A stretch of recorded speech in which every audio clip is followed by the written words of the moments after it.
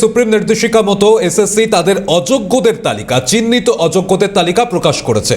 নতুন করে যে অযোগ্যদের তালিকা প্রকাশ হয়েছে তাতে 1806 জনের নাম রয়েছে। দাগি শিক্ষকদের তালিকায় নাম এবার বালুরঘাটের তৃণমূল কাউন্সিলরের নাম, বালুরঘাট পুরসভার কাউন্সিলর দীপান্বিতা দেব সিংহের। তিনি বালুরঘাট পুরসভার 24 নম্বর ওয়ার্ডের কাউন্সিলর। এই মুহূর্তে তিনি প্রাচ্য ভারতী স্কুলের জীবন বিজ্ঞানের শিক্ষিকা। জনপ্রতিনিধি হিসাবে তার পদত্যাগের দাবি তুলেছে বিজেপি। দাগি শিক্ষকদের তালিকায় নাম এবার বালুরঘাটের তৃণমূল কাউন্সিলরের নাম, বালুরঘাট পুরসভার কাউন্সিলর দীপান্বিতা দেব সিংহের। তিনি বালুরঘাট পুরসভার 24 নম্বর ওয়ার্ডের কাউন্সিলর। শঙ্কর রায় প্রতিনিধি আমাদের সঙ্গে রয়েছেন। শঙ্কর, কি জানা যাচ্ছে? যে বিষয়টি উঠেছে তাদের কিন্তু অযোগ্য বলে কিন্তু যেটা হয়েছে সেটা বালুরঘাটের কাউন্সিলর, অর্থাৎ এই নিয়ে কিন্তু বিজেপি সরব হয়েছে যে একজন জনপ্রতিনিধি সে যদি অযোগ্য প্রমাণিত হয়ে থাকে এবং সেটা যদি লিস্টে প্রকাশ করা হয়ে থাকে সেখানে কিন্তু তার জনপ্রতিনিধি হিসাবে থাকা উচিত, তার কিন্তু পদত্যাগ করা উচিত। এই নিয়ে কিন্তু বালুরঘাটের রাজনৈতিক মহলে চাঞ্চল্য ছড়িয়েছে। যে দীপান্বিতা সিংহ রায়ের নাম উঠে এসছে, সে কিন্তু বালুরঘাটের প্রাচ্যভারতী স্কুলের বিজ্ঞানের শিক্ষিকা ছিলেন এবং তার এই লিস্টে নাম থাকাতে কিন্তু বালুরঘাটে কিন্তু রাজনৈতিক মহলে একটা বিতর্ক উঠেছে, যেহেতু তিনি তৃণমূলের একটি কাউন্সিলর, অর্থাৎ বালুরঘাট পৌরসভার 24 নম্বর ওয়ার্ডের কাউন্সিলর দীপান্বিতা সিংহ রায়। পাশাপাশি আপনার তার বাইরে গিয়ে কিন্তু তার সঙ্গে আপনার কথোপকথন দীর্ঘক্ষণ দাঁড়িয়ে থাকার পরে প্রথমে বলা হলো যে তিনি স্থান করতে গিয়েছেন, পরবর্তী ক্ষেত্রে কিন্তু বলা হয় তিনি বাড়িতে নেই, অর্থাৎ তিনি যে ক্যামেরার মুখোমুখি হতে থাকবেন তার কিন্তু একদমই পরিষ্কার সৌম্য।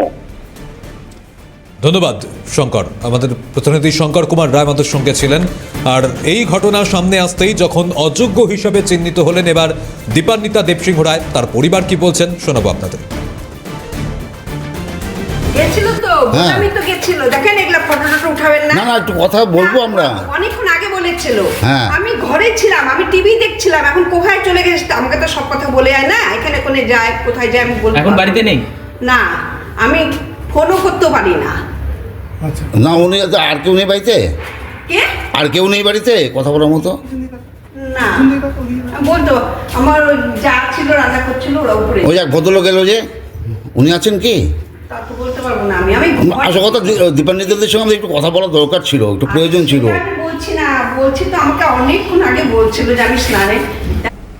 দেখতে পেলেন আমাদের সাংবাদিক কথা বলতে চেয়েছিলেন পরিবারের লোকের সঙ্গে, কিন্তু কোনো রকম তিনি উত্তরই দিতে চাইছেন না। পাশাপাশি এই ঘটনা সামনে আসার পর বিজেপি এবং তৃণমূলের তরফে কি বলা হচ্ছে শোনাবো।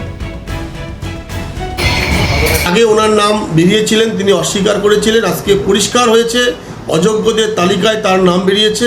আমরা ধিক্কার জানাচ্ছি তৃণমূল কংগ্রেসকে। এইরকম একজন দাগি যিনি আজকে টাকা দিয়ে চাকরি নিয়েছেন, যিনি অযোগ্য, আজকে তিনি কাউন্সিলর।